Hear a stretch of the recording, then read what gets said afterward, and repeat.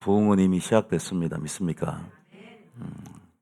우리가 부흥을 바라볼 때 우리가 원하는 부흥이 아니라 하나님께서 원하는 부흥, 하나님의 시각에서 부흥의 개념을 접근해 들어가면서 정말 마지막 때 하나님이 원하시는 그 부흥을 우리 교회가 경험하고 이 지역이 경험하고 열방이 경험해야 됩니다. 믿습니까?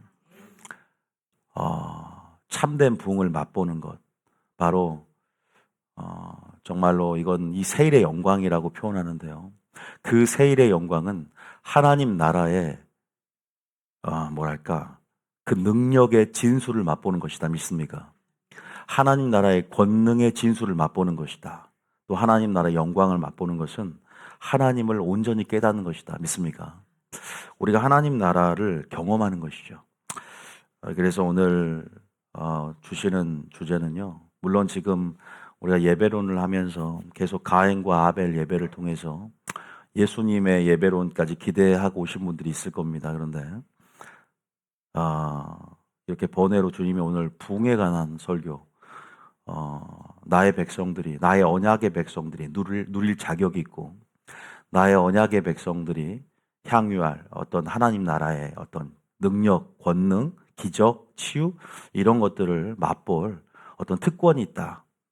그래서 메시지를 풀어놓기를 원하시고 또 믿음은 들음에서 나기 때문에 그 메시지를 통해서 우리가 그 믿음 가운데 하나님 나라의 오늘 권능을 오늘 맛보는 시간들 좀 있습니다. 내일 맛보는 것이 아니라 언제 맛보는 것이냐? 바로 오늘 맛보는 것이다. 여러분, 우리가 하나님 나라의 영광을 경험한다. 우리는 두 가지로 꼭 설명을 해야 됩니다. 하나님 나라, 하나님 자신이기도 하고 그 하나님 나라의 영광을 경험한다는 것은 저는 두 가지로 설명했어요. 하나님의 성품을 깨닫는 것이다. 또 한 가지는 뭐라 했죠? 하나님의 권능, 하나님의 어떤 나라의, 다시 말해서 세상 나라보다 더 높은 차원의 그 나라에서 능력이 임하면 모든 것이 초자연이 되고 초물리가 됩니다. 그래서 우리가 그것을 기적이라고 말하죠. 자연적인 생각, 그것의 법칙을 깨뜨려 버리고 바로 보이지 않는 세계가 우리 가운데 발현될 때 나타나는 능력. 우리 이것을 기적이라고 말하는데 우리 백성들이 그 기적을 맛보기를 원한다는 거죠. 할렐루야. 나의 언약의 백성, 내가 너의 하나님이 되어주는데 신을 우리의 임금으로 또 신을 우리 교회의 머리로 신을 내 삶의 주인으로 모셔드리는데 당연히 그 신의 권능들이 자녀에게 또 권한으로서 특권으로서 우리에게 임명하셨다면 또 자녀에게 동일한 권세를 주셨다면 우리가 그 권세를 맛보면서 우리가 그 진수를 맛봐야 된다. 믿습니까? 부흥을 물론 넓은 차원에 설명할 수 있지만 전 여러분의 모든 일들 가운데 하나님의 나라의 권능을 맛보기를 원합니다. 성경에 기록된 말씀들 한번 보면요. 제가 첫 번째는 아까 영광이라 하나님의 성품이라고 얘기를 했고 하나는 권능을 지금 얘기하는데 다윗이 하나님의 성품을 봤는데 시편 27편 4절에 한번 읽어볼게요. 이것도 봐야 되고 또 이것도 봐야 돼요. 또 읽어봅니다. 시죠. 내가 여호와께 바라는 한 가지 일 그것을 구하리니 곧 내가 내 평생에 여호와의 집에 살면서 여호와의 아름다움을 바라보며 그의 성전에서 사모하는 그것이라. 다윗이 왕이었지만 왕의 그 권세를 향유하고 또 왕의 어떤 자리보다 더 예배자의 자리를 기뻐해서 성전에 올라가기를 기뻐했습니다. 예배자의 자리를 기뻐했고 한 가지를 오히려 구하겠다라고 이렇게 결단하면서 여호와의 아름다움을 맛봤다는 것이죠. 그 아름다움은 뭘까요? 바로 하나님 나라 또 하나님의 그 성품의 영광을 본 것이죠. 하나님의 사랑을 보았고 하나님의 인자하심을 맛봤다는 것이죠. 그래서 우리가 예수님의 영광을 봤다는 것이죠. 그래서 여호와의 아름다움을 우리가 하나님 나라의 복음의 비밀을 계시하고 또 하나님 나라를 여러분 가운데 오픈할 때 우리는 말씀을 깨달음을 통해서 그 하나님 나라 영광을 봅니다. 믿습니까? 오늘 말씀을 깨달을 때, 우리 주님이 이렇게 사랑인가? 이걸 깨닫는 게 영광을 보는 거예요. 할렐루야. 이것이 부흥의 시작입니다. 이것이 가장 중요한데, 그럼에도 불구하고 또 뭘 본다? 권능을 맛보기를 원하세요. 권능은 내가 너의 하나님이 되어주어서 너를 치료하고, 내가 너를 보호하고, 너에게 공급하고, 초자연적으로 해주겠다는 거예요. 뭐 IMF 시대에 뭐 우리는 시장 경제 수요와 공급의 법칙에 따라서 물가 변동이 일어나고 그 영향력 가운데 우리가 살고 있지만 그걸 뛰어넘어서 내가 공급책이 되고 내가 모든 만물의 근원이 되어서 세상을 창조한 내가 너에게 그냥 안겨주겠다는 거. 할렐루야. 어떤 자들이 이렇게 하나님의 공급하심들을 무한대로 얻을 수 있는가? 우리가 하나님의 권능을 또한 맛봤다는 것은 귀신이 떠나가는 거. 할렐루야. 그래서 마태복음 12장 28절에도 두 가지 측면에서 한 가지 측면은 바로 권능인데 이렇게 말합니다. 한번 읽어봅니다. 시작.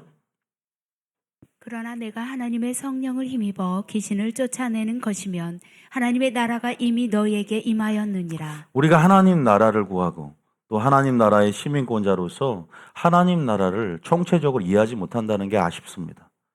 하나님의 나라를 지금 우리는 경험해야 됩니다. 우리가 들어갈 영원한 하나님 나라. 우리는 세상 나라에서만 국한되어 살아갈 존재가 아니죠. 잠시 머무는 이 세상이 아니라 영원한 우리의 본향. 이제 우리가 갈 곳은 하나님 나라인데 너무나 많은 사람이 하나님 나라의 시스템을 이해를 못하는 것이죠. 안타까워요. 우리의 하나님 나라의 왕이고 그 주권자이신 우리의 임금이신 하나님의 법도 모르고 경영 방식도 모르고 통치 질서도 모르고 아무것도 몰라요. 말씀의 문외한이고 그냥 교회 생활만 한다는 것이죠. 종교 놀이만 하고 있죠. 많은 교회들이 예수란 이름을 갖고 있지만 모양만 있지 그 경건의 능력, 하나님 나라의 능력의 진수를 맛보지 못합니다. 하나님 나라가 임하면 뭘 떠나간다? 귀신이 떠나갑니다. 우울증이 떠나가고 공황장애 떠나가고 모든 질병이 치유된다. 믿습니까? 그런데 나는 아직 질병이 안 치유되는데요. 믿음이 없어서일 수도 있지만 믿음의 문제이기도 하지만 하나님의 주권적인 문제이기도 해요. 왜 하나님은 자신의 그 카이로스의 그 치유할 주권적인 때를 가지고 있는 분이에요. 믿습니까? 그러나 우리는 분명히 자녀들은 하나님을 맛보고 경험하게 해주세요. 왜 그런데 우리는 못 볼까? 왜 교회가 하나님 나라가 되지 못할까? 왜 우리는 다윗처럼 지금 저희 교인들은 권능보다는 저는 성품의 아름다움, 권능보다는 성품의 영광에 포커스를 굉장히 맞춥니다. 구원과 직결된 문제는 바로 성품의 문제예요. 기적을 못 봐도 구원받는데 치명타는 없어요. 오히려 이스라엘 백성들이 10가지 재앙을 목도하고 홍해를 건너는 놀라운 기적을 맛봤음에도 불구하고 전부 광야 교회에서 멸망당하고 적과 꿀린 땅에 아무도 못 들어갔어요. 2명 빼고 여호수아 갈렙 빼고. 오히려 기적을 못 보고 하나님의 구원을 깨달음 가운데 그 성품을 깨닫고 하나님의 영광을 깨닫고 그 사랑을 깨닫고 이것은 진짜거든요. 믿습니까? 진리를 대면해서 말씀 가운데 열어주시는 예수님의 아름다움. 다윗이 보았던 예수님의 그 영광, 그 하나님을 아는 빛이 마귀의 방해 없이 온전히 나의 마음속에 빛 가운데 깨달아지면 내 속에 어둠의 생각과 견고한지들이 파쇄돼서 회개하면서 더 주님의 영적인 것들을 갈망하게 되는 것이죠.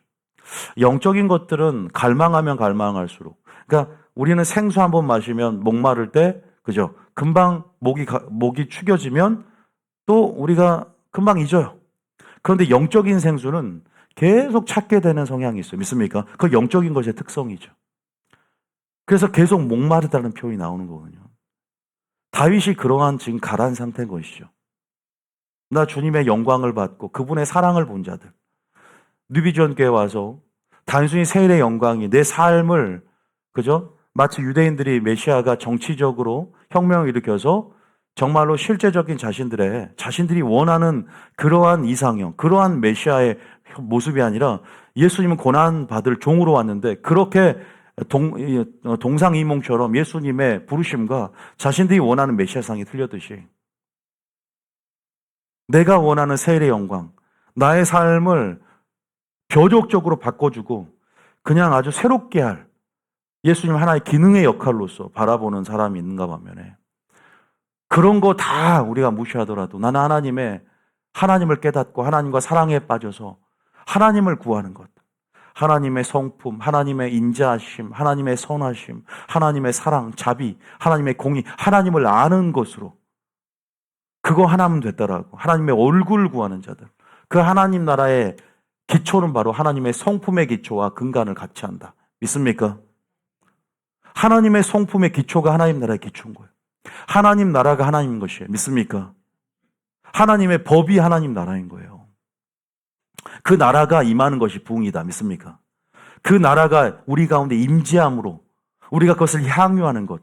누가 질적으로 온전히 하나님 나라의 성품을 모두 맛보고 그 권능을 향유할 수 있느냐. 우리에게 이미 특권을 줬지만 왜 하늘로서 왜 하늘을 경험하지 못하는가. 아주 심각한 문제고 우리는 온전한 하나님이 우리에게 언약 백성에게 주길 원하는 하나님 나라를 이해해 가야 된다. 귀신도 떠나가야 돼요. 할렐루야. 성령이 임해야 됩니다. 권능을 받아야 됩니다. 권능을 누려야 됩니다. 예수 이름으로 모든 질병을 쫓아낼 수 있는, 모든 질병을 파쇄할 수 있는, 모든 어둠의 역사들을 파쇄하고 묶어버릴 수 있는 여러분들에게 권능이 있습니다. 할렐루야. 마지막 때이니까 더 누려야죠. 마지막 때일수록 두중인의 그러한 사역들이 일어나야죠. 마지막 때일수록 두중인처럼. 두중인이 누굽니까? 예? 누군가는 두중인이 서겠죠. 두 명의 두중인이. 그런데 우리는 두중인과 같은 사역들이, 두중인과 같은 메시지가, 두중인과 같은 권능들이 일어나야 된다. 할렐루야. 그래서 우리가 성령학교를 하는 것이고 회복이 일어나야 돼. 자, 하나님 나라, 하나님 나라. 우리는 어떻게 선교하고 어떻게 전도하고 있는가? 선교를 하면서도 권능이 나타나야 돼. 선교를 하면서도 하나님의 성품을 보여줘야 돼. 이 두 가지, 이 성품은 우리로 하여금 열매를 맺게 한다. 할렐루야. 이것이 열매를 맺게 하는데 촉매제는 될 수 있지만 근본적으로 하나님 나라의 성품, 그것을 본 자들이 하나님 나라의 열매를 맺게 되는 거예요. 그러니까 두 가지 측면에서 꼭 기억했으면 좋겠어요. 저는 어쨌든 오늘은 조금 권능의 측면으로 얘기할 겁니다.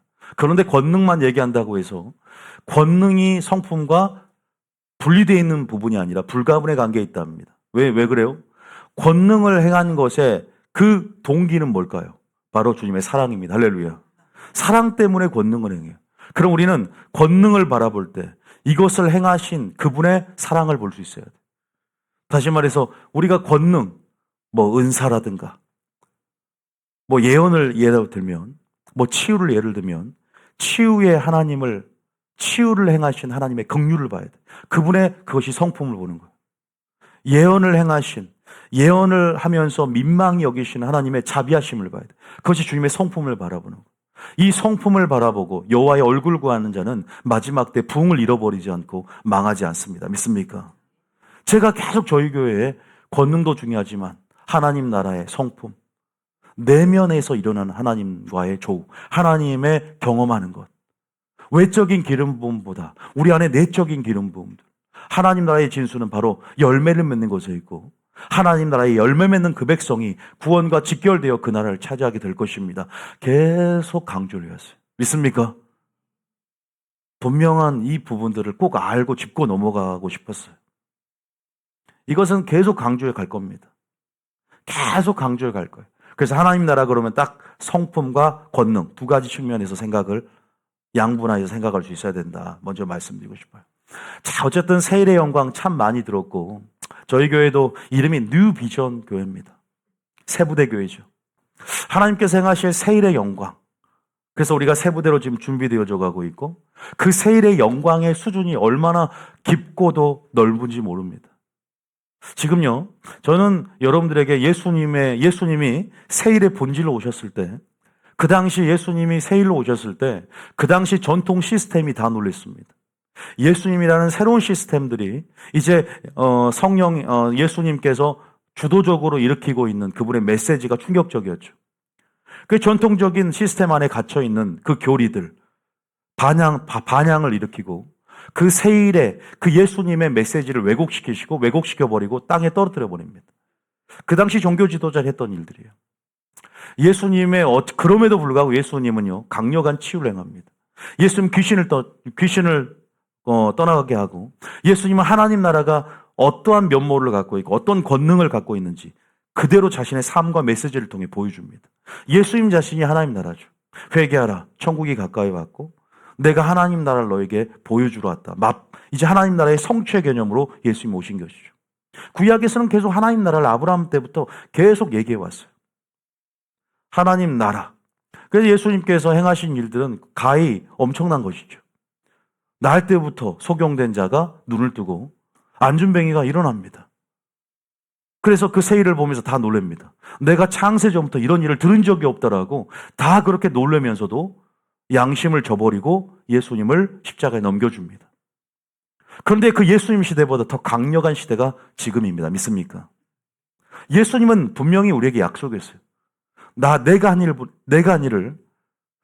일보다 더 큰 일을 성령 시대 하게 될 것이다. 우리는 예수님보다 더 큰 일을 합니다. 믿습니까?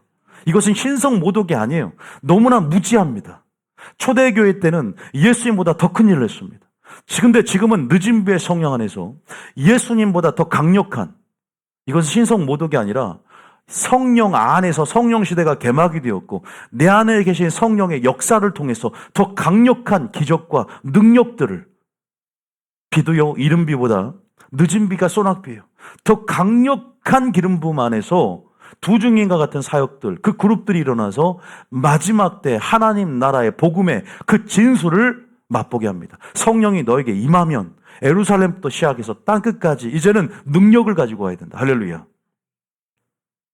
주님이 약속했단 말이에요. 요한복음 14장 12절에 예수님께서 뭐라고 말씀하셨는가? 유언하셨는가? 한번 읽어보겠습니다. 시작. 내가 진실로 진실로 너희에게 이르노니 나를 믿는 자는 내가 하는 일을 그도 할 것이요 또한 그보다 큰 일도 하리니 이는 내가 아버지께로 감이라. 너무나 안타까운 것은 너무나 잘 몰라요.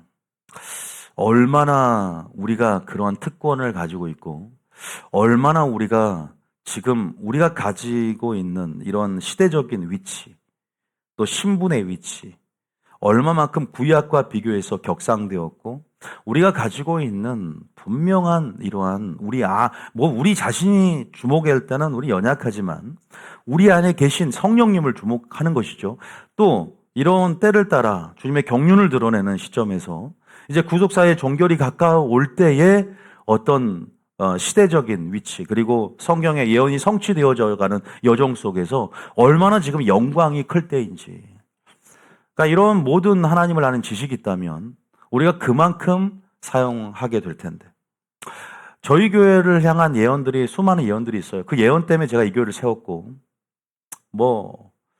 거의 제가 세보면 한 500명, 한 600명 이상 돼요.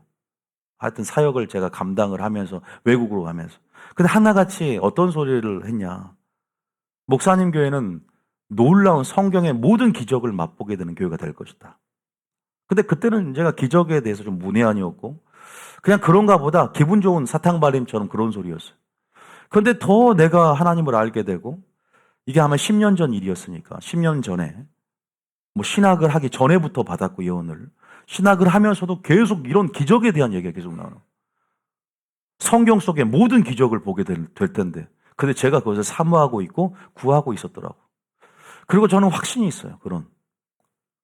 얼마 전에도 목사님의 교회는 기적을 일으키는 교회다. 계속 기적이 나와요. 이것이 세일의 영광과, 이것은 근데 자연스러운 거거든요, 되게. 물이 흐르듯이 되게 기적이 일상이 되는 영역은 되게 자연스러운 건데, 우리가 이상하게 여기는 우리의 관점인 것이죠. 선입견, 편견, 교리적인 편견. 참 안타깝죠. 되게 자연스러운. 제가 여러분 알다시피 말씀 카드를 이번 연도, 저번 연도 동일한 것을 뽑았어요. 확률이 얼마나 될까? 복권에 당첨되듯이 2023년도, 2024년도에 뽑은 새해 말씀 카드가 동일한 거였어요. 바로 겨자씨할 만한 믿음이 있으면 이 산을 바다에 던져지라면 그대로 될 것이요. 기적에 관한 것입니다. 하나님이 약속으로 확증하고 있고, 저만 그런 기적을 보는 게 아니에요. 저에 대한 부르심과 저의 약속은 왜 여러분이 저를 위해서 기도하냐? 여러분을 향한 것이고, 지금 온라인 듣는 온라인 성도들의 것이다. 믿습니까? 같이 향유하는 것이고, 같이 그 부르심 안에서 동일하게 영광을 아는 도구로서 준비되어져 가는 거거든요. 저는 왜 이런 메시지를 푸는 줄 아세요? 기대감을 갖게 만들고 메시지를 풀어놓는 이유는 하나님의 의도입니다. 메시지를 풀어놔야만이 그들이 믿음이 생기기 때문에. 할렐루야. 여러분들이 그러한 지금 늦은 비에 성령이 부어지는 추수의 경작의 시기입니다. 지금 우리는 이른 비에 성령이 부어졌고 지금 늦은 비가 왜 필요하냐? 이 권능의 비라고 하는 바로 하나님께서 인류들을 경작해 갈 때 낯을 들고 반드시 늦은 비를 부어야만이 열매가 영그러지고 거둘 수가 있습니다. 그래서 이제는 강력한 비를 부음을 통해서 그래서 두중회가 같은 그런 어떤 사역의 목표, 동일한 그런 선두주자적인 사역들, 그러한 부르심 안에 교회들이 지금 그렇게 지향해야 할 지향점이 바로 두중인의 사역들이에요. 두중인이 어떤 사역을 했는지 여러분들이 요한계시학교를 통해서 많이 배워왔잖아요. 메시지는 메시지, 회개의 메시지요. 권능이면 권능. 모세가 했던 권능, 엘리야가 했던 권능을 그대로 풀어놓지 않습니까? 이상일까요? 꿈일까요? 아니요. 여러분 현실입니다. 할렐루야. 이상이 현실이 돼요. 꿈이 현실이 됩니다. 누가 핸드폰이 나올 줄 알았어요? 저 어렸을 때 전기 자동차 있지도 않았어요. 인터넷 있지도 않았습니다. 소수 잘 사는 사람들, 기업체만 인터넷. 초등학교 때 그랬잖아요.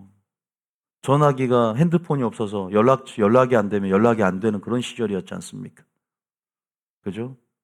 어느 순간 삐삐가 생기고 삐삐 차고 다녀서 갖고 빨리 오면 팔리팔리 눌러야 돼. 기억이 이제 나네 막. 빨리 오라면 팔리팔리 숫자로. 이제 어느 순간 갑자기 이제 흑백 핸드폰이 나오다가 이제는 칼라가 나오고 지금 막 어떤 식으로 너무 자연스러워집니다. 이게 스무스하게. 이상하지도 않아. 자연스러워지잖아요. 여러분, 우리가 지금 어쨌든 예수님께서 예언한 대로 그 세례의 영광은 놀랍습니다. 할렐루야. 놀랍습니다. 한번 볼까요? 이사야 42장, 43장 18절에 그 세례의 약속, 세례의 영광을 약속하고 계시는데 18절 한번 보겠습니다. 세례의 영광을 경험하기 위한 전제도 말하고 있고 그 세례의 영광의 수준과 레벨에 대해서 얘기하고 있죠. 18절입니다. 시작. 너니 이전 일을 기억하지 말며 옛날 일을 생각하지 말라. 그래서 제가 하나님 나라 경험하려면 세상 나라 미련 버리지 말고 또 저희 교회 왔으면 로마 법을 따르라고 이전 교회 좀 생각하지 말고 새로운 사람 만났으면 옛날 예인 좀 잊어버려라. 항상 법칙이 있는 거예요. 애굽을 시스템 버려버리고 새로운 레이기 시스템으로 계속 어떤 세일에 집중해야 되는데 과거의 미련 갖고 그 시스템에 계속 묶여있는 사람들은 세례를 경험 못하는 거예요. 뉴비전 교회 말씀의 진수를 맛보지 못해. 항상 전제라는 건 있어. 이전 일을 기억하지 말고 옛날 일 좀 생각하지 말아라는 거예요. 예수님 시대에도 바리새인들이 다 내려놓고 예수님의 메시지를 마리아처럼 경청했다면 이런 더 강력한 구속사가 더 빠르게, 더 강력하게 진행됐을 거예요. 주님의 인생의 악함 가운데 그럼에도 불구하고 그 악함을 자신의 선을 이루는 구속사 안에서 활용하시면서 자신의 뜻을 개진해 가시잖아요. 너희는 이전 일을 기억하지 말고 옛날 생각하지 말래. 세일이 나옵니다. 19절입니다. 시작. 보라, 내가 새 일을 행하리니 이제 나타낼 것이라. 너희가 그것을 알지 못하겠느냐? 반드시 내가 광야의 길을 사막의 강을 내리니. 여러분의 삶 가운데요. 물론 저는 이제 항상 성품과 권능 두 가지 측면에서 설명을 할 거란 말이에요. 항상. 근데 오늘은 좀 더 실제적인 언약의 하나님으로서 또 전지전능한 하나님. 이쪽은 좀 여호와 쪽으로 가깝다면 이쪽은 좀 엘로힘에 가까워요. 이쪽은 마리아에 가깝다면 이쪽은 마르다에 가까워요. 그러니까 여러분들이 이 성경에서 마르다 마리아를 중심으로 해서 양분하면서 나올 수 있는 개념들이 굉장히 많아요. 이게 성경의 맥이에요. 나중에 여러분들이 이 비밀을 이거 처음 드신 분들 무슨 말인지 모를 수 있는데 어쨌든 엘로힘, 엘샤다이 그 전능의 하나님이 여러분 가운데 광야에 길을 낸답니다. 사막에 강을 낸답니다. 할렐루야. 문제 없어요. 옆 사람에게 문제 없어요 하십시오. 문제 없습니다. 여러분 근데 한 가지 말씀드리면 하나님께서 왜 이 메시지를 갑자기 예배로나다 풀어놓냐면 당신을 계시하는 이유가 뭐냐면 이게 하나님의 영광을 하나님의 영광이라는 것은요 어렵게 생각하지 마. 그 영광이라는 것은 하나님의 성품이고 하나님의 이름이에요. 그러니까 하나님의 속성을 우리에게 계시하는 것은 바로 그것을 맛보고 그 이름의 능력을 경험하라는 것이거든요. 믿습니까? 내가 너에게 전능한 하나님으로 나타나는 이유는 지금 너가 그 전능한 하나님을 경험할 것이니까 오늘 그것을 맛보라는 거예요. 할렐루야. 어떤 자가 맛보는지 알려드리려고 그래요. 왜 못 보는지도 알려드리려고. 그거를 간단하게 알려드릴 거예요. 어떤 사람은 분명히 하나님의 이름의 영광을 맛보는데 또 어떤 사람은 맛보지를 못해. 또 어떻게 강력하게 이걸 맛봐야 되지? 경험해야 되지? 답은 굉장히 쉬워. 믿음이 있냐 없냐. 근데 그렇게 말하면 너무 추상적이고 그죠? 다 믿음이 있는 것 같은데 왜 나는 못 보지? 그럼 우리 교회는 지금 계속 맛보고 있는 중이지 않습니까? 뭐 소소하게라도 또 뭐 하나님의 주권에 있지만 또 여러분 가운데 기적이 일어나고 있고 또 치유가 일어나고 있고 저희는 계속 진행형이에요. 계속 진행형이에요. 근데 왜 그럴까? 이제 이런 부분에 대해서 좀 더 총체적으로 여러분이 큰 그림들을 보면서 하나님의 뜻을 이해하는 그런 시간이 될 겁니다. 자, 어쨌든 그 부흥이라는 것, 치유라는 것, 기적이라는 것, 이것이 다 하나님의 세일의 영광이고 예수님 시대보다 성령 시대가 더 강력해질 거라는 것, 주님 오시기 전에 더더더더 강력해질 거라는 것, 7배 이상이 될 거라는 것, 초대교회보다 더 강력해질 것을 믿습니까? 우리는 단순히 초대교회로 회귀가 아니에요. 초대교회보다 더 강력한 사도행전 29장, 30장, 31장을 계속 써내려가게 될 줄 믿습니다. 그 믿음이 있어야 돼. 그 아멘이 있어야 돼. 그 동의가 있어야 돼. 그 기대감이 있어야 돼. 그 확신이 있어야 돼. 긴가민가? 무야무야 그냥 물에 물 탄 듯 술에 술 탄 듯 흐리멍텅 이러한 스탠스와 또 이러한 기조의 신앙생활은요, 아무것도 향유할 수 없게 돼요. 정말 우리가 집중한다는 것. 영의 법칙에도 집중과 몰입이 있거든요. 가속도의 법칙이 있거든요. 이런 영의 법칙을 따라서 어떻게 하나님 나라의 그 복음, 어떻게 주님의 심장으로 들어가는, 그러니까 그냥 무궁화호 타고 가는 게 아니라 SRT를 타고 가는 방법이 있다고. 그 기차를 뉴비전교회는 제공해드리고 그런 어떤 수단들, 은총의 수단들을 그런 어떤 영적 비밀들을 알려드리는데도 우리가 못 취하면 안 돼요. 저는 부흥에 관한 계시로 충만해 있단 말이에요. 보세요. 이런 수준이라는 걸 우리가 읽어왔지만 하나님은 오늘도 주기를 원해요. 목사님 이건 2년 전에 목사님 3년 전에도 얘기했는데 나는 못 봤는데요. 그러니까 믿음이 없는 거예요. 이미 그때부터 지금 시작을 하셨어요. 믿습니까?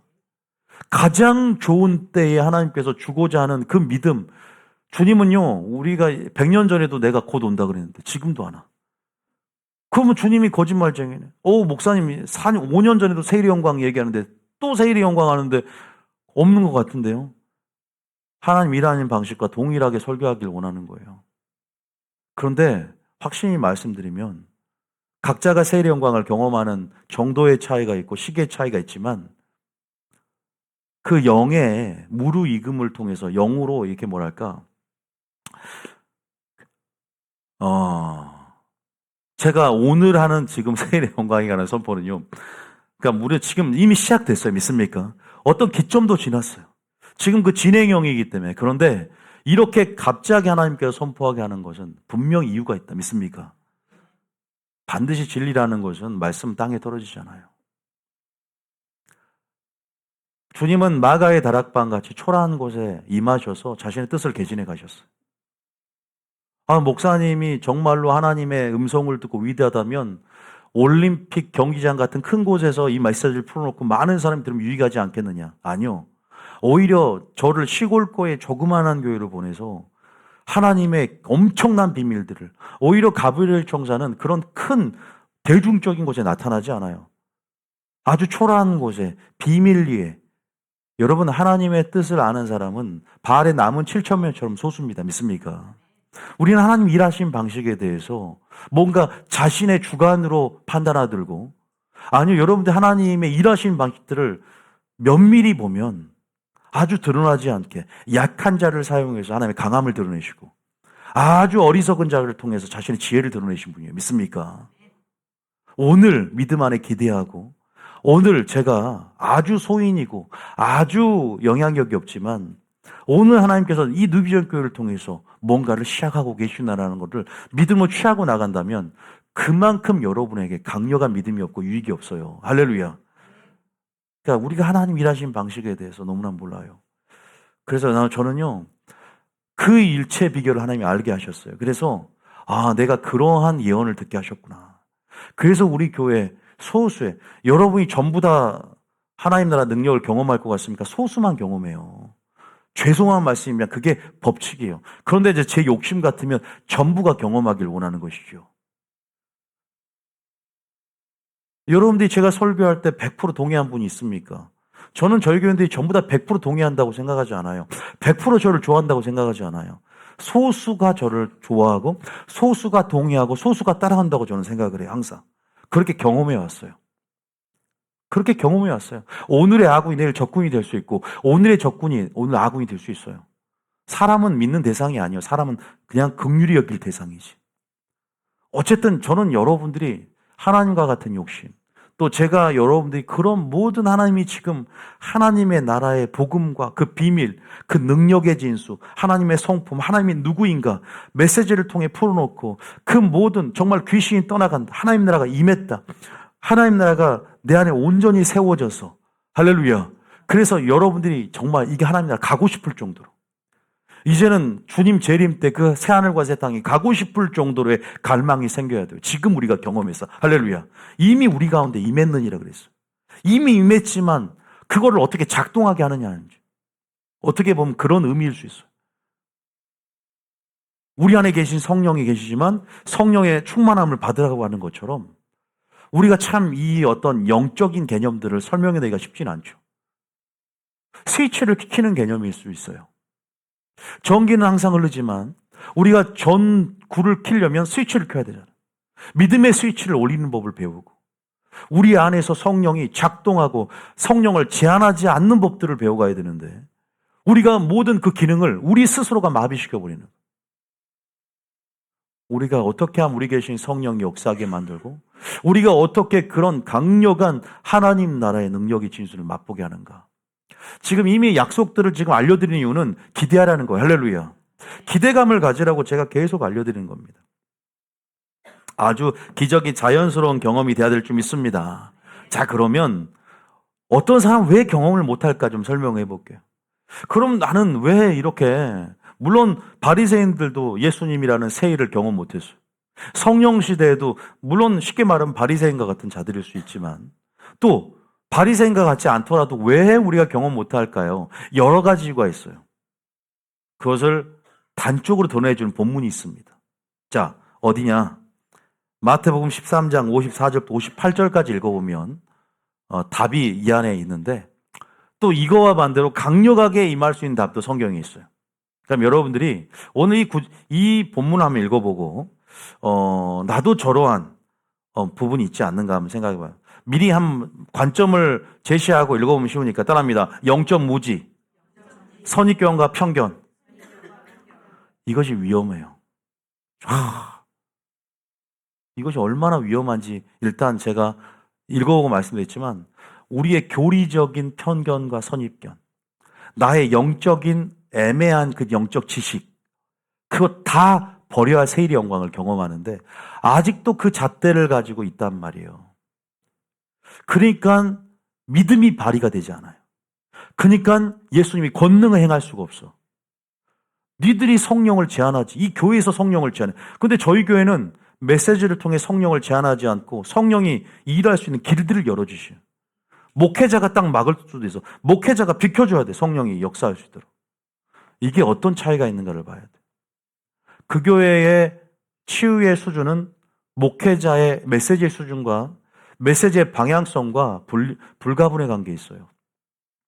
성도들의 수준도 목회자를 넘어서지 않아요. 목회자가 수준이 낮으면 떠나겠죠, 성도가.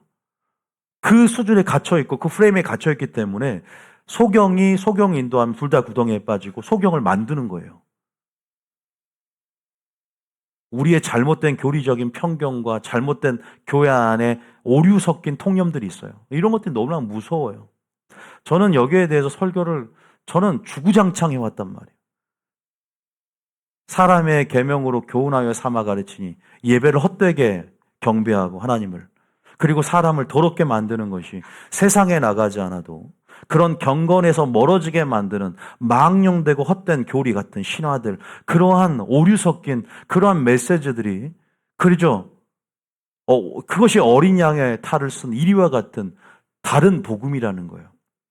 적은 누룩, 그런 교리의 영향력들이 좋은 교리를 취하면 좋겠지만 너무나 많은 오류 때문에 성도들이 세뇌가 돼버리고, 기대를 안 해. 은사중지론 보세요.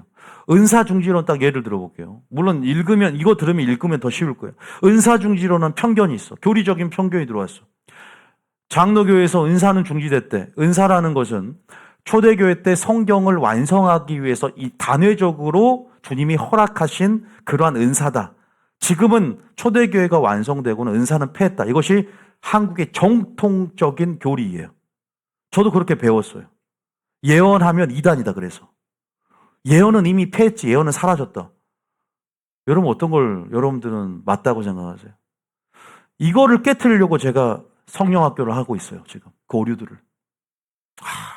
그럼 성도들이 어떻게 돼요? 방언을 구하겠습니까? 예언을 사모하겠어요? 근데 성경에 고린도전서 14장에 뭐라 그래요? 고전 14장, 잠깐만 이거 놔두지. 고전 14장에 뭐래요? 사랑을 추구하며 신령한 것들을 사모하되 특별히 예언을 하려고 하라. 그럼 뭐예요, 이건 그러면? 그러니까 이것만 읽어도 마찬가지예요. 여러분, 너무나 안타까워요. 하나님 나라에 대해서 배우지 않고 근데 또 성도들하고 여러분들이 싸움이 나면요. 이렇게 우리가 복음을 전하다가 논쟁이 붙어요. 그러면 또 얼마나 또 한 90% 이상이, 그죠? 잘못된, 그죠? 교리의 영향력으로 우리 목사님이 이렇게 말해왔고, 교단의 영향력 가운데 이러한 어떤 경향성이 있지 않습니까? 이런 어떤 흐름들이 주류란 말이에요. 그러니까, 예수님도 그러한 전통적인 시스템을 깨기가 쉽지 않았어요, 예수님도 오히려 십자가에 달려 돌아가신 것은 그 옛부대 때문에 죽은 거예요. 그런 소수만 그 세 부대의 시스템을 이해했단 말이에요. 근데 그 패턴적으로 그 예수님 시대나 성령 시대나 동일하다는 거예요. 잠자는 영이 온 교회를 덮고 있기 때문에 세일의 영광, 그 부흥을 소수만 맛보게 됩니다. 그 소수를 통해서 당신의 구속사를 이끌어간다는 거 아십니까? 비밀이에요. 그래서 제가 하나님 나라 동역자 되는 것, 사활을 걸고 중요하지만 추수할 꿈 되는 것, 전부 교회가 함께 동역하는 거 아닙니다. 물론 어느 정도 일조할 수 있어요. 배경적으로. 그런데 진짜 기도원의 300용사를 추린 것처럼 마지막 하나님께서 변화산에도 세 용사들, 베드로, 야고, 요한 3명만 특출나게 데리고 다니잖아요. 그런 욕심을 가지고 더 깊이 말씀을 들어가야 돼. 믿습니까? 더 임재 깊숙이 들어가야 돼. 누이비전교회 왔으면 세 용사가 되고 다윗의 30용사가 되고 기돈의 300용사가 되고자 더 깊이 지금 들어가는 시즌들이에요. 근데 왜 주변인만 되려고 그래요? 지도자를 중심으로 연합하는 법이 뭔가를 배워야 되고, 그렇게 해서 하나님 나라의 동역 가운데, 그 동역이란 게 거창한 게 아니란 말이에요. 말씀 들으면서 하나님의 뜻으로 무장해 갈 때, 할렐루야. 여러분, 어쨌든 이러한 오류들을 보세요. 제가 지금 말씀드리는 것은 예수님이 역사를 못해서가 아니라 항상 문제를 귀신 탓하지 말고 자기 자신을 봤으면 좋겠어. 성령을 제한하는 것은 나의 자아 중심적인 경향성, 나의 경험과 지식, 나의 이론과 철학, 그것을 나의 견관징이라고 하는 거예요. 성령이 나를 통해 역사하고 싶은데 목회자가 강단에서 비켜주지 않아. 성령이 역사하도록. 목회자가 자신의 뜻대로. 그래서 양은 목자의 음성을 듣는데 당회에서도 성령이 역사하셔서 주관하여 이 머리이신 예수님의 머리로서, 근데 얘 성령님 바지사장이야. 당회에서 장로님하고 목사님도 이제 성령님이 시킨 대 하고 싶은데 장로님이 딱 막아버려. 전부 다 결제를 안 해주네. 하나님의 인도하심을 전부 다 사람의 종교적인 틀 때문에, 이 시스템 때문에, 이 옛부대에 딱 갇혀서, 교리에 갇혀서 세뇌가 돼서 우둔한 군중 심리 안에서 민주적 절차 방식을 요구하는 우둔한 공동의회를 하는 이 성도들의 공동의회로 전부 하나님 뜻이 막아져 버려. 그래서 공동의회도 점검해야 돼. 당회도 점검해야 돼. 하나님의 뜻 딱 제껴놓고 그냥 다 인본주의 안에서 그런 교회가 얼마나 많은지 아세요? 어떤 식으로 성도들이 이끌어가야 될까? 어떤 식인 게 합리적인 게 아니에요, 교회는요. 그래서 양은 목자의 음성을 듣는 이원론적이고 단순한 초대교회식 규조. 이런 것들을 성도들이 인정해 갈 때 하나님이 역사하기 시작한다. 믿습니까? 문제는 인정해 가는 거예요. 하나님이 목사님을 통해서 여러분들이 대신 목사님을 신뢰할 때는 목사님을 통해서 하나님이 역사한다는 확실한 동의와 신뢰가 필요해요. 그 전제를 가지고 있을 때 나아가야 돼. 믿습니까? 왜냐하면 여호수아 당신이 하나님과 함께함을 우리가 믿겠습니다. 그리고 당신의 말에 복종하지 않은 자는 죽임을 당할 것입니다. 먼저 전제는 뭐냐? 함께하심을 믿는 전제 가운데 우리가 서로 신뢰와 존중이 생기는. 할렐루야. 저는 그런 부분에 제가 여러분들이 저와 함께하지 하나님이 않는다 그러면 그래서 제가 그런 말을 한 거예요. 동의라는 부분도. 여러분 우리가 이런 부분에서 세례의 영광들, 성령의 흐름들 이런 부분들에 대해서 자아중심적 우리 안에 종교성, 자아중심성, 선입견, 편견, 영적 무지 또 이러한 어떤 영향력들 이것들이 바로 세례의 영광을 막았구나라는 것들을 알게 된다는 거예요. 근데 제가 미리 말씀드렸는데 이 본문 읽어보면 이거와 이 관점에서 보면 딱 보여요. 자, 아까 제가 읽으라는 거. 자, 그럼 왜 경험하지 못하는가? 하나님 나라의 능력의 진수를. 왜 성품도 맛보지 못하는가? 마태복음 13장 54절부터 읽어보세요. 마태복음 13장 54절부터. 자, 54절부터 읽으세요. 시작. 고향으로 돌아가사 그들의 해당에서 가르치시니 그들이 놀라 이르되 이 사람의 이 지혜와 이런 능력이 어디서 났느냐. 자, 이 사람은 누구죠? 예수님. 자, 지혜는 성품, 능력은 권능. 자, 아시겠죠? 자, 다 부인하고 있어. 이거 어디서 났어? 이 나사렛에서 선한 것이 나겠느냐? 이런 선입견들. 자기가 가지고 있는 신학적인 어떤 교리가 기준이 되는 거예요. 여기 인터넷상에서 막 이렇게, 그죠? 굉장히 인터넷상에 많은 영적 가십거리라든가 찌라시들이 많아요. 여러분들이 조심해야 돼. 이런 것들을 잘 분별해서 이 스트레스들은 버릴 수 있어야 되는데 다 뭐냐면 자기가 기준이야. 다. 자기가 판단자가 되어서 자신의 신학적인 변증, 자신의 신학적인 잣대를 가지고 전부 참수하고 비판하고 있어요. 이런 것들이 굉장히 많더라고요. 근데 그 기준부터가 틀려 있어요. 그런데 이단 간별사, 보통 자신이 어떤 부분에서 뭐가 잘못됐을 때 비판하는 그러한 어떤 채널들이 굉장히 많아졌지 않습니까? 와, 성도들은 근데 기독교 특별 이름이 들어가면 전부 다 이거 성도들이 미혹당하게 생긴 거야. 너무나 많아졌어. 진짜 유튜브를 말리고 싶을 정도로 야, 이거 미혹당하겠다 싶은 생각이 드는 거야. 또 채널 구독자도 많아요. 그러면 어떻게 하지? 그래서 제가 공개는 하지 않게 내가 딱 그런 채널들 조심하라는 거 한번 이걸 주보에다 실어주면 좋겠다는 생각 들었어요. 이런 채널들 보지 말라고 아예 그냥 그렇게 좀 단도직입적으로 얘기를 해줘야 되겠다는 마음이 드는 채널들이 한 5개인가 있거든요. 그러니까 성도들이 좋아할 것 같아서 보면 안 된다. 딱 보면요. 이 사람이 양을 쓴 늑대인지 딱 안 성도들은 모를 것 같아. 왜? 보기에는 굉장히 멋들어진 말들 굉장히 하나님을 사랑하는 것처럼 자기가 마치 정의를 수호하고 하나님 나라를 대변하는 것처럼 뭔가 얘기하는데 저는요 진짜 소름이 끼치더라. 소름이 끼쳐요. 그 정도로 미혹이 과연 근데 제가 저번 주 구원론하고 은사론하고 종말론 얘기하면서 여러분들에게 이미 시금석 얘기했어요. 시금석. 그런 부분에서 계속 설교를 들어가야 돼, 이제는. 그래야 그 지식이 함양이 되거든요. 어쨌든 보면요, 지혜와 이런 능력이 어디서 나느냐 의심하기 시작합니다. 보세요. 그들의 마음의 변화의 추이를 한번 생각해 보세요. 그러면서 55절 읽어보세요. 55절에 시작. 이는 그 목수의 아들이 아니냐? 그 어머니는 마리아, 그 형제들은 야고보, 요셉, 시몬, 유다라 하지 않느냐? 자, 보세요. 이들의 틀, 사고, 프레임을 보세요.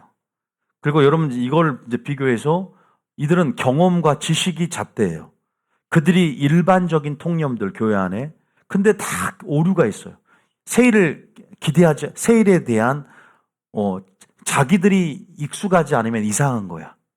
그러니까 마지막 때는 요한계시록 들어도 이상한 게 많잖아요. 막 목사님이 3분의 1을 지구가 파괴된다. 핵전쟁 얘기해도 믿고 싶지 않잖아요. 여섯째 나팔 얘기해도 3분의 1이 사람이 죽는다 그래도 설마 의심부터 들잖아요. 왜? 과학적이고 합리적인 사고방식 때문에. 믿고 싶지 않은 것 때문에. 본인의 상처로 반응하는 것 때문에. 그런 것들이 믿음을 저해하고 믿음이 발휘가 안 돼. 근데 주님이 그런 마음의 상태면 어떻게 돼? 내가 능력 발휘할 수 없다는 거예요. 내가 너를 통해 일할 수 없다는 거예요. 물론 기다려주겠지. 근데 그러한 잘못된 오류들은 어떻게 제거하냐면 뉴비전교회는 강력한 말씀에 물로 씻어 나가는 거예요. 할렐루야. 메시지는 뭘로? 메시지로 풀어내야 돼요. 메시지는 메시지를 통해서 완전히 깨트려 버려야 돼요. 할렐루야. 칼은 칼로 깨트려 버려야 돼요. 강력한 말씀에 물로 씻어내고 강력한 말씀에 불로 씻어서 그거는 기도만이 된다는 게 아니에요. 메시지는 새로운 말씀의 깨달음으로 새로운 깨달음으로 그 깨달음으로 들어가야 돼요. 그게 바로 우리는 임재 안에 들어가는 거예요. 할렐루야. 메시지를 깨닫는 건요 구원이고요. 메시지를 깨닫는 것은 임재예요. 맨날 느낌으로 임재를 찾아. 이 교회는 임재가 웃기고 있어요.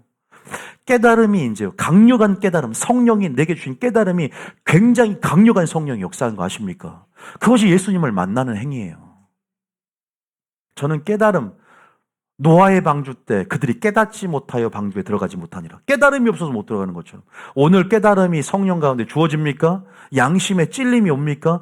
깨달음이 주어지고 알아집니까? 예수님이 성령님이 만지신 겁니다. 할렐루야. 성령의 터치를 경험하시는 거예요. 이들은 깨달음이 없어요. 그냥 자연적인 현상에서 보는 거예요.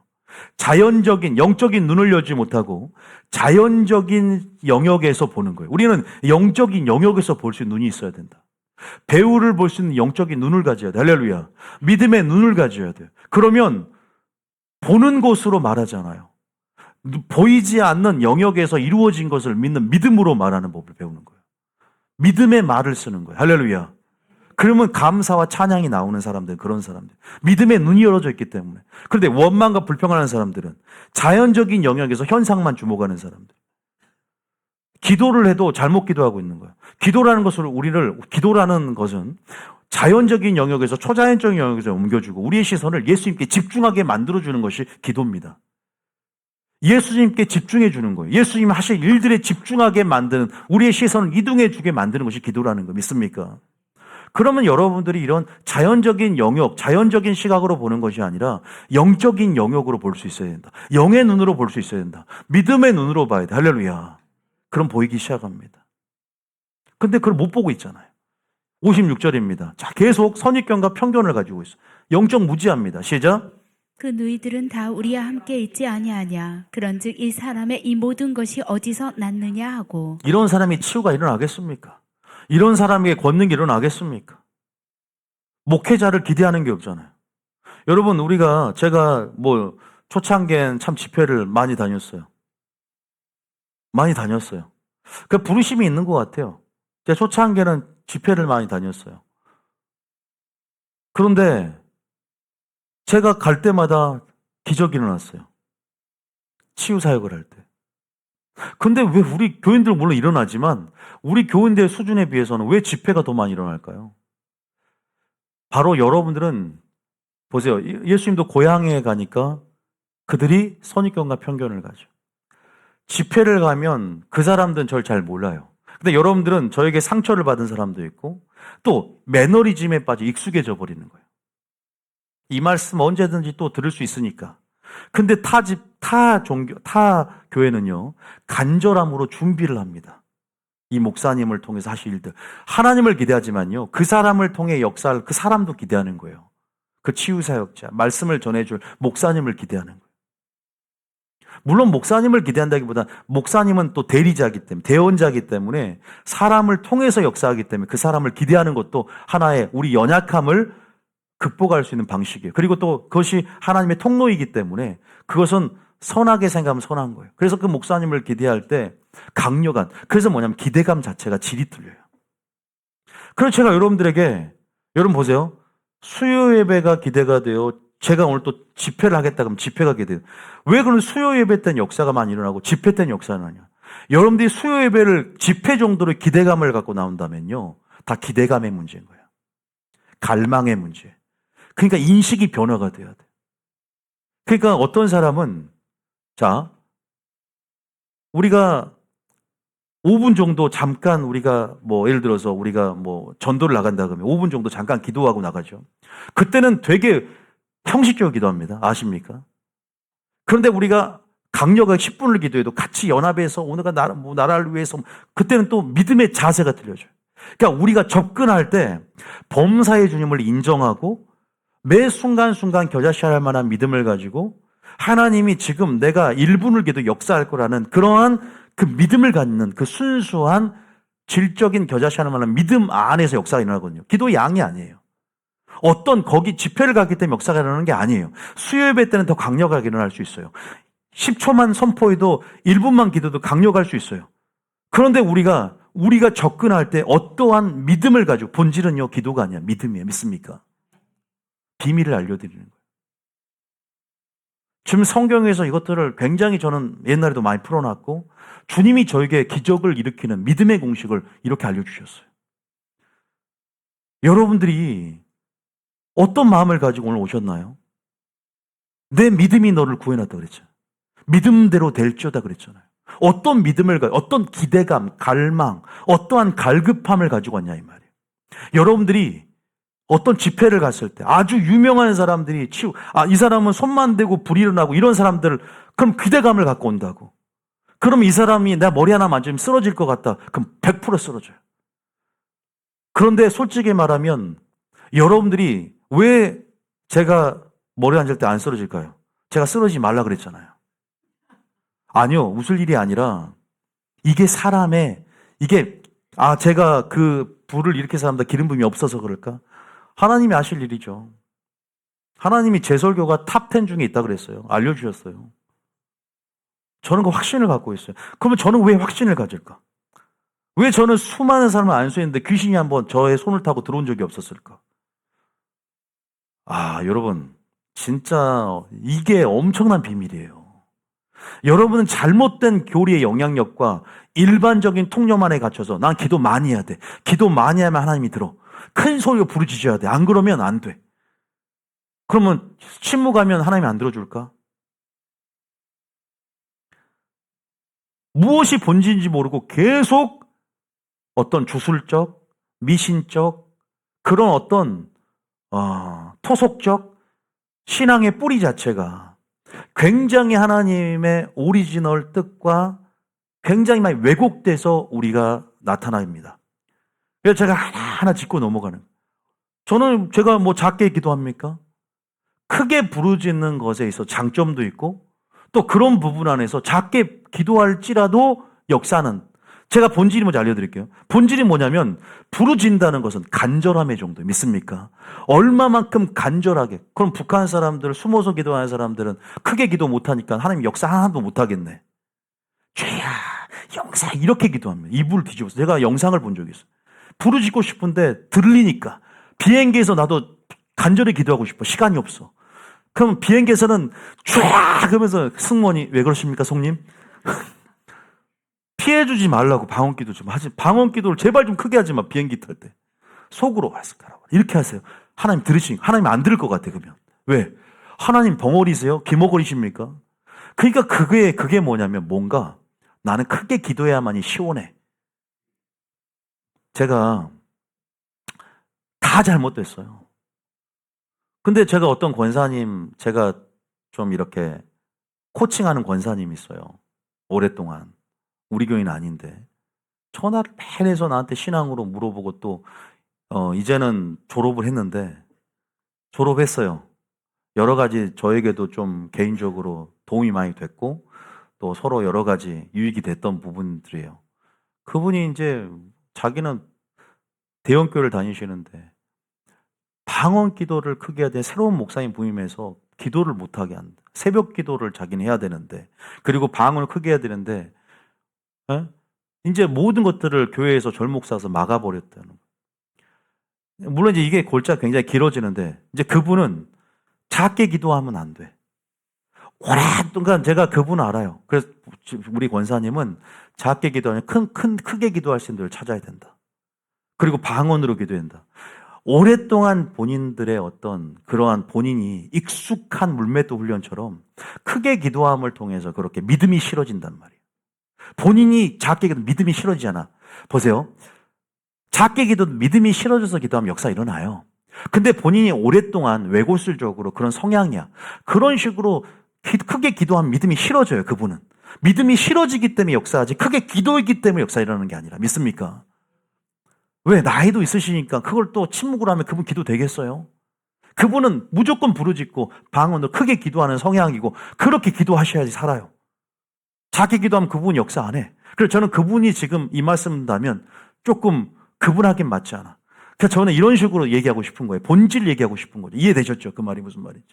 크게 기도하시면 기도하시라고. 또 크게 기도할수록 세상 사람 노래방에서 크게 부르면요. 스트레스도 풀리고 이 안에 크게 내비칠 때 치유도 일어나요. 또 그러한 우리 안에 자연적인 치유 현상도 일어난다. 또 믿음뿐만 아니라 믿음이라기보다는 노래방에서 크게 불러도 치유 일어나는 거 아십니까? 세상 노래를 불러도. 그런데 하나님 앞에 부르짖고 나아가면 토설하면 자백하면 주님 앞에 드리면 스트레스도 풀려요. 그러니까 모든 것들이 좋아져. 영혼육으로. 그런 차원에서 모든 것들 뭐 자연적인 영역, 정신적인 영역, 육체적인 영적인 영역까지 부르짖을 때 주님이 또한 만나주겠다. 크고 은밀한 일을 내가 보일 것이며 나를 간절히 찾는 자가 나를 만나. 간절함, 부르짖음.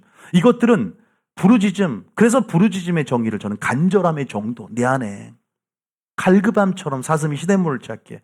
이렇게 주님이 아니면 안 된다. 주님만이 나를 치유한다. 라는 주님만 바라보는 시선을 주님께 100% 향하는 그 믿음, 그 겨자씨하는 말은 믿음, 할렐루야. 그런 믿음 안에서 하나님은 가만히 있지 못해요. 그 믿음으로 하나님도 반응하신다. 믿습니까? 역사를 목도하게 된다는 거죠. 자, 신뢰를 보여드리는 거. 근데 여기 보세요. 그 누이들은 다 지금 보세요, 지금. 이러니까 주님이 이 교회는 역사를 못해. 그래서 57절에 선입견을 갖고 있어. 여러분들 그러니까 수요예배 때도요 기대감을 나오세요. 이거는 정말 엄청난 집회 오는 것 같은 마음을 가지세요. 그러니까 우리 너무 분위기를 따라가려고 그래. 막 뜨겁게 물론 우리의 연약성 가운데 우리를 임재로 끌어들이는 분위기 안에서 우리가 그렇게 촉매제 역할을 하면서 더 깊은 차로 몰입될 수 있어요. 그것도 인정합니다. 그럼에도 불구하고 본질을 이해한 사람들은 다만 말씀으로만 하옵소서 역사가 일어나는 거예요. 안수 안 받아도 돼. 주여 다만 말씀으로만 하옵소서. 진짜 본질을 제대로 백부장이 제대로 발휘한 거야. 작은 것에서 내 자신을 주목하는 것이 아니라 나를 통해 역사하실 하나님을 크게 보고 이 상황 가운데 역사하실 하나님을 크게 보는 자들. 그 가능성을 믿음의 눈을 열고 바라보는 자들. 그런 자들은 역사를 목도합니다. 믿습니까? 오늘 한편으로 끝날 설교가 아닙니다. 이게 지금 보니까. 오후 예배 있죠? 오후 예배까지 계속 연장해서 설교할게요. 그래서 오후까지 오늘 하나님이 어떤 기적을 일으키는지 오늘 체험하기를 예수님을 축복합니다.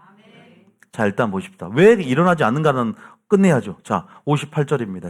57절 읽었나? 57절에 시작. 예수를 배척한지라 예수께서 그들에게 말씀하시되 선지자가 자기 고향과 자기 집 외에서는 존경을 받지 않음이 없느니라 하시고. 자, 예수를 배척합니다. 그러면서 고향에서는 너무 그들은 나를 어릴 적부터 봤기 때문에 이런 지혜와 능력이 어디서 났느냐? 설마? 그래서 제가 고향을 떠난 거예요. 어릴 적부터 빤스 벗고 다니려 어릴 적부터 이렇게 어린이부터 저를 봤던 분도 있고 계시고 물론 이제 하나님 부르셨기 떠났지만 혹시나 듣고 있을까 죄송합니다. 그건 아닌데 여러 가지 이유가 있겠죠. 58절이 답이에요. 58절 시작. 그들이 믿지 않음으로 말미암아 거기서 많은 능력을 행하지 아니하시니라. 보세요. 그들이 믿지 않음으로 말미암아 거기서 많은 능력을 행하지 아니하신다. 이 교회에서는 권능을 행할 수 없다는 표현이 어디 나오냐면요. 마가복음 6장 5절 이렇게 나와요. 똑같은 병행 구절인데 마가복음 6장 5절에 뭐라고 나오는지 봅시다. 어둠에 파리가. 자, 마가복음 6장 5절에 시작.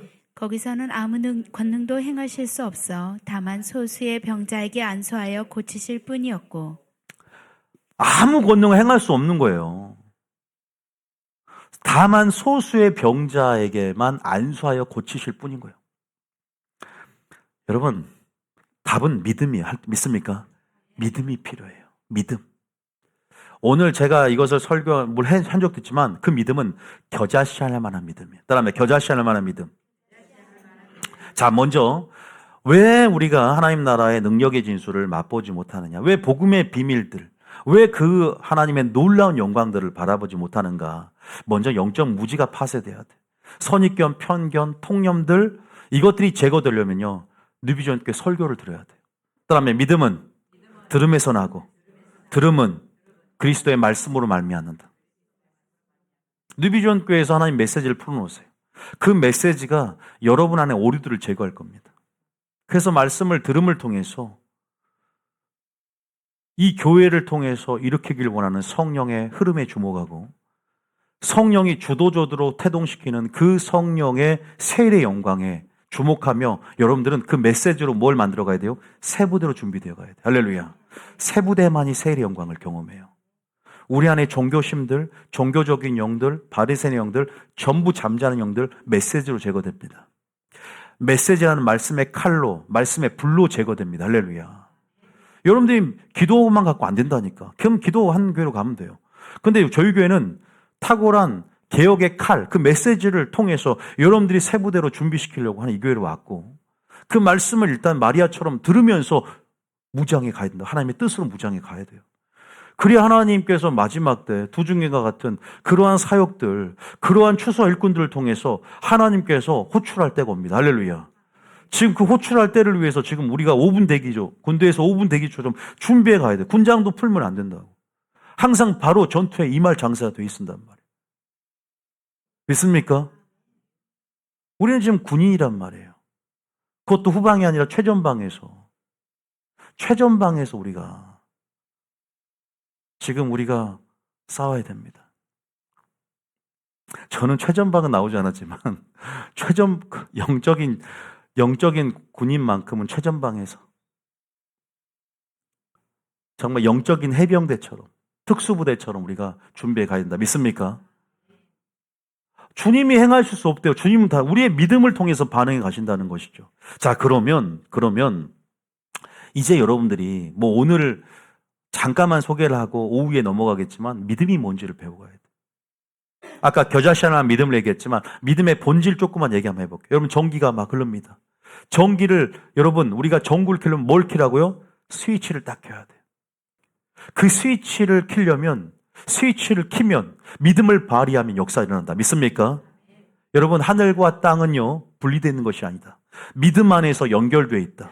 그래서 믿음은 저는 사다리라고 생각합니다. 믿음은 스위치라고 생각합니다. 믿습니까? 그 믿음을 정의할 수 있어야 돼. 믿음은 문을 여는 정말로 기적의 문을 여는 열쇠입니다. 그래서 저는 믿음을 열쇠라고 얘기하고 믿음을 사다리라고 얘기하고 믿음을 스위치라고 얘기합니다. 하나님의 마음을 움직이는 것은 우리의 믿음입니다. 내 믿음대로 될지어다. 할렐루야. 믿음. 자, 제가 믿음 얘기하지만 믿음을 발휘하기 전에 이제 여러분들이 믿음이 아까 내 선입견 때문에 믿음이 발휘가 안 됐어. 그러면 메시지를 들었어. 믿음도 생겼고 이 메시지 때문에 나의 영적 무지, 선입견, 교리적인 편견, 은사, 중지론 모든 것들이 제거되고 그래 은사는 지금도 유효해. 그래 재림 때를 사모함으로 하나님은 강력한 기적을 내 삶과 일으키길 원해. 이제 그 믿음이 생겼어요. 할렐루야. 이제는 그러한 세부대로 준비되어져 가는 그러한 이제는 그 메시지들이 만들어졌어요. 그런데 반드시 알아야 될 건 뭐냐? 그다음에 존재. 딱 세 가지. 존재, 능력, 의지. 이 세 가지만 알아야 돼. 여러분들이 이 세 가지만 존재, 능력, 의지. 이 세 가지 공식만 알아야 돼. 존재라는 것은 하나님이 지금도 살아계시다는 거. 믿습니까? 능력이라는 건 하나님이 세상을 창조했던 능력, 구원했던 능력, 하나님의 무소부재한 전지전능한 능력. 할렐루야. 여기까지는 다 믿어요. 존재와 능력을 믿는 사람 전부 다 믿는다고. 문제는 오늘 나에게 주님이 역사할 거라는 하나님의 will, 의지를 믿어야 돼. 할렐루야. 나에게 오늘 역사할 것이다. 나하고 상관이 있다라는 것이죠. 여기까지는 믿는단 말이에요. 이것이 바로 겨자씨하나 할 만한 믿음. 그 믿음을 만들어가는 데 있어서 그 대상을 믿는 믿음의 본질이죠. 그래서 이 말씀 한번 봐봅시다. 자, 그러면 이 오늘 나에게는 의지는 뭐예요? 오늘 나에게 이건 기대감이에요. 아까 제가 범사의 주님을 인정하라. 그가 내 길을 지도하리라 했고, 오늘 주님을 기대하고 간절한 마음으로 찾는 것, 갈망하는 것, 그 기대감들. 그래서 저는 기대감이 얼마만큼 중요한가를 알아요. 그 기대감이 우리 안에는 의심을 몰아내고, 그 기대감이 우리 안에 두려움을 몰아내고, 다음 대한 확신이 있기 때문에 기대감이 생기는 거거든요. 그래서 성령이 주시는 마음이, 할렐루야, 성령 안에 큰 확신으로 된 마음들이에요. 그 기대감들은 벌써 그 기대감부터 믿음이 역사하기 시작합니다. 그 기대감에서부터 시작되는 거예요. 기대감이 있기 때문에 눈을 뜨고 있는 거예요. 기대감이 있기 때문에 시선을 바라보고 있는 것입니다. 믿습니까? 그 기대감, 이 기대감이 있습니까? 여러분, 기대감을 비교하세요. 수요 예배와 집회. 여러분, 주일과 수요 예배 매 순간순간 기대감이 있어야 돼요. 우리가 전도하기 전에 잠깐 기도하는 것과 집회 때 기도하는 것, 이 뉴비전 교회 금요일 날 철야를 했지만, 금요일 날 우리가 중보기도 했지만, 그때 우리가 두세 사람 모여서 기도할 때 하나님 역사할 기대감, 마가의 다락방과 같은 그 초라한 그 총구석에서 몇 사람 안 모여서 기도했지만, 그 기도가 울림이 되고 전 세계를 변혁시키고 성령의 전초기지가 된 것처럼, 하나님 앞에 나를 기대하는 것이 아니라 나를 통해 역사하실 하나님에 대한 기대감, 그 가능성에 대한 기대감. 겨자씨는 볼품없지만 그 안에 생명력 있는 그 생명이 역사될 거라는 기대감. 할렐루야. 그 기대감이 있어야 돼. 믿음은 취하는 거. 따라하면 취하고 동의하라. 근데요, 신기한 건요, 존재 능력은 다 너무 쉽게, 지금 여러분의 수준이면, 초신자는 존재 능력도 믿지 못해요. 저도 천국 소망 얘기를 하지만 천국에 대한 확실한 존재도, 천국에 대한 확실한 하나의 물리적인 장소로서의 개념, 천국에 실제한다는 것도 믿지 못하면요, 믿음의 출발선이 좀 잘못돼요. 땅만 바라볼 수밖에 없어요. 그래서 저는 소망을 물어보거든요. 물론 여기서 천국 얘기하는 건 아니지만 하나님의 존재, 능력은 우리가 다 알지만 오늘 나에게 해당 사항이 된다는 것, 이게 굉장히 중요한 개념이지만요, 이게 발휘가 안 되는 거예요. 그래서 할 수 있거든이 무슨 말이냐? 할 수 있거든이 무슨 말이냐? 주의 말씀은 능치 못함이 없는 일. 할렐루야. 내게 능력 주인 자 안에서 모든 걸 할 수 있다. 왕의 권세 아래서, 왕의 권세 아래서, 왕의 이름의 권세 아래서 왕의 권세를 발휘할 수 있는 거거든요. 다시 말해서 왕 안에 거할 때 왕의 권세를 누리는 것이 굉장히 당당해지고 여유가 있습니다. 또 왕을 알 때, 왕을 온전히 알 때, 여러분 이런 개념들에 대해서 이제는 좀 겨자씨할 만한 믿음의 본질에서 풀어나갈 거예요. 따라합니다. 존재, 능력, 의지, 이 세 가지를 확실히 알고 이 세 가지를 확실히 말할 수 있는 구절 한 구절 읽어봅시다. 누가복음 1장 34절부터 38절. 마리아가 뭐라 고백했는지 한번 읽어볼게요. 누가복음 1장 34절부터 읽어봅니다. 시작. 마리아가 천사에게 말하되 나는 남자를 알지 못하니 어찌 이 일이 있으리이까. 알죠? 동정녀 마리아. 그죠? 자, 35절입니다. 시작. 천사가 대답하여 이르되 성령이 내게 임하시고 지극히 높으신 이의 능력이 너를 덮으시리니 이러므로 나실 바 거룩한 이는 하나님의 아들이라 일컬어지리라. 여러분 보세요. 하나님의 높으신 이의 능력이 나를 덮는 게 마리아 믿어요, 안 믿어요? 그러니까 마리아에게 하나님의 높으신 이의 능력이 덮었어요. 그거 믿냐고요? 믿죠? 그럼 여러분에게 하나님의 능력이 덮을 거 믿습니까? 그럼 여러분들이 처녀인데 자, 성경 속의 모든 이야기는 신화가 아니라 실화입니다. 믿습니까?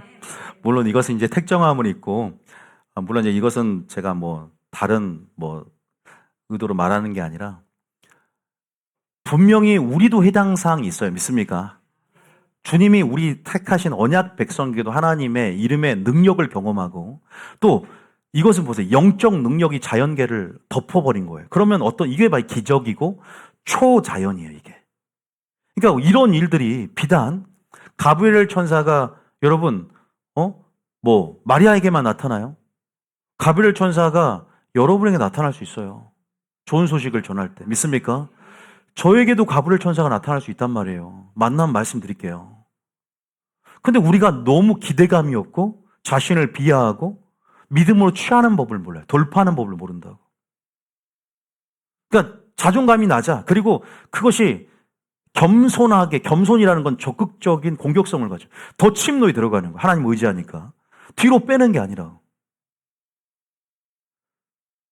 그래서 제가 어떻게 보면 주 안에 자랑하는 게 교만 같지만 이거보다 더 주님을 의지하는 겸손의 발언이 없는 거예요. 주 안에서 자랑하는 것은 남들 보기엔 엘리압처럼 교만같이 보이지만 다윗이 이 할례 받지 못한 이 족속 자손들이 어떻게 만군의 하나님 이름을 모독되게 하느냐, 이게 겸손인데. 하나님의 지극히 높으신 이 하나님 나라의 능력, 하나님의 능력, 성령의 능력이 여러분을 덮으면 그 성령의 능력이 죽으신 예수님을 살렸단 말이에요. 그러면 내 안에 계신 성령님이 죽은 나를 살릴 걸 믿습니까? 왜 죽은 자를 못 살려요? 그래서 휠체에서 일어나잖아요. 일어날 수 있어요. 믿습니까? 죽은 자가 살아난단 말이에요. 근데 왜 만약에 어떤 교회에서 치유의 은사는 패했다. 치유는 바로 초대교회 성경의 완성을 위해서 단회적을 준 사건이지 그런 기적은 이미 패다. 기적 폐지론자들이 있어요. 조금 기적 얘기하고 예언 얘기하면 신사도 운동이 매도해버리잖아요. 저는 신사도가 비성경적이라고 생각한 사람이에요. 저는 신사도 운동을 하는 사람이 아니란 말이에요. 오류들이 많아요. 그런데 예언, 치유 얘기하면 무조건 신사도와 연결을 해버리더라고. 너무나 웃겨요. 그 신사도 개념하고 지금 우리가 예언 치유는 성경적인 개념이잖아요. 근데 신사도 운동이라고 딱 매도해서 얘는 방언하고 안수해서 쓰러지니까 신사도다. 예언하니까 신사도다. 저는 신사입니다. 신사도가 아니라 신사라고, 신사. 매너 있는 신사. 예수님 따라가고 싶은 거지. 늦은 비도 마찬가지. 늦은 비도 비냐드 운동, 그 늦은 비를 제가 차용했습니다. 무슨 늦은 비는 성경에 나온 늦은 비 개념을 쓴 것이고, 성경을 사용해도 이단들이 사용했다고 생각하니까 그것들을 제가 이단의 그것들을 설파한다고 생각을 하는 거예요. 그 영적 무지 가운데 선입견을 갖고 있으니까 하나님의 능력이 역사할 수 있고 성령을 제한해버려. 어떤 부분들은 긍휼력이지만 그 부분에서는 치유를 못 받는 거예요. 그러니까 치유를 행하지 않는 교회가 구원을 못 받는 건 아니에요. 근데 치유를 딱 패했다고 하니까 어떻게 돼요? 치유를 절대 맛을 못 봐. 하나님이 치유를 하고 싶어도 이미 딱 막아버리죠. 열쇠로 주님이 역사하지 못해. 이 부분은 건들지 말라고. 그래, 네가 원하는 대로, 마음에 원하는 대로, 상실한 마음대로 내버려둬요. 때로는 하나님이 주권적으로 계속 자극해서 아니야. 근데 이미 교리에 딱 세뇌가 된 목회자들은 절대 안 들어요. 회개하고 잘못했습니다. 제가 성령을 회방했고, 근데 그 성령 회방죄라기보다 영적 무지 가운데 자기가 그 부분들을 깨뜨리지 못한 부분도 있을 수 있고 더 나아간 성령 해방죄도 될 수도 있죠. 그거는 이제 결에 따라 틀린 거예요. 케이스 바이 케이스니까. 어떤 사람들은 성령 방언 무시하다가 조용기 목사 무릎 꿇고 회개한 사건이 있었어요, 예전에. 그 회개했잖아요. 성령 해방죄가 아니라 회개했기 때문에. 몰라서 그런 거일 수 있고, 자기가 몰랐기 때문에, 그건 성령 해방죄라기보다 몰랐기 때문에. 이제 성령 해방죄란 그 어떤 죄목도 우리가 설교를 들어봐야 돼. 오해하지 마세요. 어쨌든 저가 말하고 싶은 건 뭐냐면, 지극히 높으신 이의 능력이 우리를 덮을 수 있어요. 믿습니까? 성령의 능력은 더 큰 것도 하는 거예요. 그러면서 36절 읽어보시죠. 보라 내 친족 엘리사벳도 늙어서 아들을 배웠느니라. 본래 임신하지 못한다고 알려지니까 이미 6달이 되었나니 그 다음 대저 하나님의 모든 말씀은 능하지 못하심이 없느니라. 이제 저는 이걸 설명해 드릴 거예요. 모든 말씀은 능치 못함이 없다. 능치 못함이 없다. 그 다음 자 38절에 마리아가 이르되 주의 여종이오니 말씀대로 내게 이루어지이다 하매 천사가 떠나가니라. 자 마리아에게 존재 믿었죠? 마리아가 능력 믿었죠? 근데 뭐까지 믿어요? 내게 이루어지이다. 의지. 하나님 오늘 나에게 보세요. 말씀대로 남에게 이루어질 것이다. 내게 이루어질 것이다. 이런 내게 오늘 역사할 거라는 것이 십자가가 오늘 나에게 준 사건임을 믿을 때 열매를 맺지 않습니까? 은혜가 깨달아지고 오늘 내게 일어날 사건이라는 걸 믿어야 돼. 근데 오랫동안 나는 이 지병이 의사가 치유해도 안 됐던 것 기대감이 별로 없어. 많이 안수를 받아도 안 나. 그러면 평생 기대감이 없으니까 안 만져 하나님이. 그럼 하나님이 오늘 나에게 하나님만이 만질 수 있고 하나님을 할 거라고 믿음을 갖는 사람들은 반드시 치유받아. 믿습니까? 이미 자신이 이것은 혈루병 여인처럼 간절함이 있어서 옷자락을 만지든지 거지 소경 바디메오처럼 나를 좀 돌아봐다 하고 부르짖든지 그런 간절함들이 그 믿음 안에서 울림으로 주님의 발걸음을 멈추게 만드는데 본인부터 이미 의사도 안 됐어. 매너는 그냥 익숙해져 버리는 거예요. 그런 사람들 어찌 치유를 받아요? 한번 해봐. 안수해봐. 될까? 될 수 있고 안 될 수 있어. 지금까지 안 됐는 걸 경험으로 딱 묶어버린다. 그러니까 안 되죠. 하나님만이 할 것이다. 할렐루야. 하나님 하실 수 있다. 하나님이 아니면 안 돼요. 간절함이 있어야 돼. 갈급함이 있어야 돼. 시선을 주님께 집중해야 돼. 믿습니까? 그리고 오늘 나에게 할 것이다. 왜? 그리고 이런 모든 영적 지식들이 나를 주장해 줘야 돼. 그래서 영의 눈을 열고 있어야 된다는 거예요. 왜 예수님을 선포해도 안 된 줄 아세요? 예수님을 선포할 때 그냥 했잖아요. 그래서 안 된 거야. 영의 눈을 열고 이것을 상상하며 이미 된 모습을 그리면서 해야 되는 거예요. 믿음의 눈을 열고 그리고 언제까지 하냐? 될 때까지 하는 거예요. 믿습니까? 한 번 시도하고 100번 하니까 안 되지. 101번째 되는데. 101번을 선포했으면 된다고요. 근데 100번까지 하니까 안 된다. 그럼 여러분들이 저는 101번까지 했는데 102번째 돼요. 계속 될 때까지. 다음에 될 때까지. 그리며 선포하라. 저는 아주 성경적인 걸 얘기하는 거예요. 여러분, 그러니까 이 의지가 있어야 돼. 저희 청년부가 믿음이 큰 사람들은요, 믿음이 지금 청년부가 조금씩 커가고 있는 게 보여요. 이제 근데 어떤 사람이 큰 줄 아세요? 댓글 잘 다는 사람. 이게 아무것도 아닌 거 잘 보세요. 무슨 말 하고 싶냐면 아멘 잘하고 댓글 잘 다. 제가 그 훈련을 시켰어요. 지금 저 청년들은 설교가 끝나면 이제 이렇게 자신의 믿음의 고백, 설교를 느낀 점들을 쫙 써요. 카톡방에다가 요약을 하든지. 그런데 쓴 사람 보면 셀장들은 다 쓰면서 믿음을 고백해요.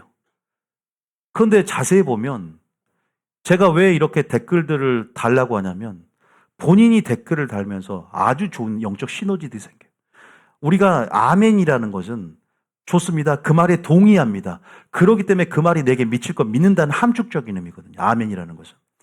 근데 우리가 지금 온라인 시대 가운데 아멘의 형식은 카톡을 통해서 어떤 글을 올릴 때도 설교할 때도 우리가 그 뉴비전 교회 흐름과 전체적인 흐름 간에 동의하겠다는 의미를 자기 무의식 가운데 결속시키는 행위예요. 그러니까 아멘 잘하는 사람들, 동의하는 사람들은 금방 치고 올라와요. 더 용사로 더 깊게 들어온다고. 왜? 동의합니다. 자기도 모르는 무의식 가운데 계속 아멘을 해주면서 사랑함과 감사를 계속 드러내는 거예요. 그리고 자신의 어떤 이런 메시지를 느낀 점들을 풀어놓음을 통해서 계속 자신도 그 메시지에 묶여가기 시작하는 거예요. 그 효과 아십니까? 저는 하나님이 이거 알려줬단 말이에요. 그래서 믿음 좋은 애들 보면 다 댓글이 늘어요, 이제. 하나하나 동의가 늘어가고 자신의 고백들이 늘어가요. 물론 이제 기질적으로 조금 인명성 가운데 드러나기 싫어서 그런 사람도 있어요.